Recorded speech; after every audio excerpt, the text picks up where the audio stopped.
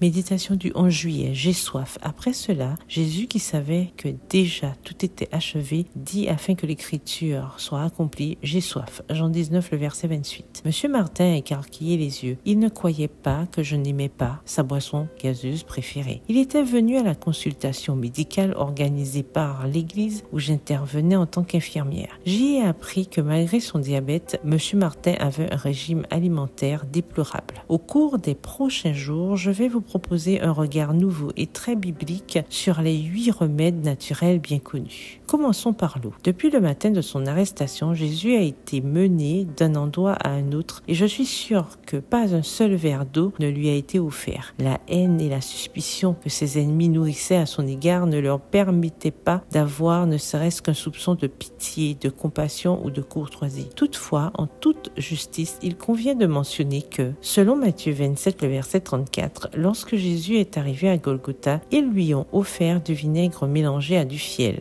La traduction originale fait référence à du vin fermenté mélangé à de l'encens, qui était donné aux condamnés à mort afin d'obscurcir leur sens. C'est pourquoi Jésus a refusé ce breuvage, car le sacrifice qu'il allait offrir ne pouvait être souillé et il devait être en pleine possession de ses facultés mentales. Voir Commentario Biblico Adventista, commentaire biblique adventiste au volume 5 à la page 535. Après la flagellation, la peur du sang et le trajet vers le calvaire sous le soleil et le poids de la croix, il était normal que le corps du maître soit déshydraté. La physiologie de son humanité exigeait le liquide nécessaire au bon fonctionnement du corps. Quelle quantité de liquide ingérons-nous quotidiennement? Que contiennent ces boissons? C'est d'eau pure et non de boissons gazeuses dont notre corps a besoin. Le fait que Jésus n'ait pas voulu boire la boisson stupéfiante qu'on lui proposait montre très clairement la ligne de conduite que nous devons suivre en tant que chrétienne.